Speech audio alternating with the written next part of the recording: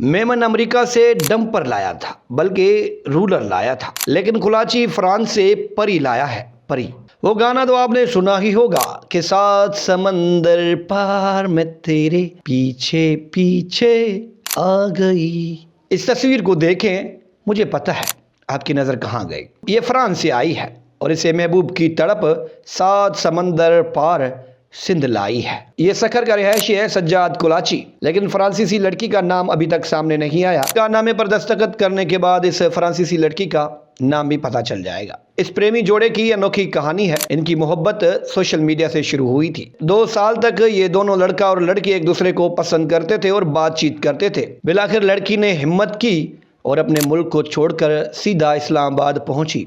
वहां से बसों में चढ़कर सखर पहुंची। अमेरिकी लड़की को देखकर मेमन तो भाग गया था, लेकिन सज्जाद कुलाची बहुत खुश हैं और अपनी बेगम को मीडिया की जीनत नहीं बनाना चाहते। फारूक सुमरो साहब, आप सीनियर सहाफ़ी हैं। सज्जाद कुलाची साहब आपसे बहुत गुस्सा है, थोड़ा सा सब्र कर लेते, बाद में भी खबर चल सकती थी। लेकिन सज्जाद साहब, थोड़ा आप भी सब्र करें और तहम्मुल का मुजाहरा करें, क्योंकि जो 7 समंदर पार आपके पास पहुंची है वो मीडिया पर भी पहुंच जाएगी। खुदा सलामत रखे इस जोड़े को, क्योंकि मोहब्बत ही ऐसी चीज़ है जो 7 समंदर अपने महबूब की जानिब जाने पर मजबूर कर सकती है। सोशल मीडिया पर माजिद समो साहब हैं, जो कि सोशल एक्टिविस्ट भी हैं, सीनियर सहाफ़ी भी हैं। उनका तज्ज़िया बहुत कमाल का था। उन्होंने लिखा कि अमेरिकी खातून जब पाकिस्तान पहुंची तो गवर्नर सिंध और दीगर सियासतदान, यहाँ तक के फाउंडेशन से जो कि चीपा और दीगर हैं, जेडीसी वगैरह, उन्होंने खूब उस खातून से मुतल्लिक बातें की और फेम के चक्कर में वो बातें और वो काम कर गए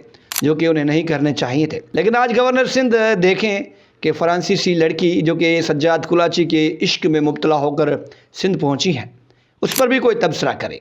ये माजिद समो साहब ने लिखा है। दीगर लोगों ने भी सोशल मीडिया पर बहुत से कमेंट्स किए हैं और मुझे मेंशन कर के ये बता रहे थे कि सद्दाम कुलाची साहब, सज्जाद कुलाची जो कि आपके रिश्तेदार हैं, उन्होंने तो बारी मार ली। देखें, जोड़े तो आसमानों पर बनते हैं और लोग ज़मीन पर जलते हैं। सज्जाद कुलाची साहब, आपको बहुत बहुत मुबारक हो। आपने वो कर दिखाया जो कि मेमन साहब नहीं कर पाए थे।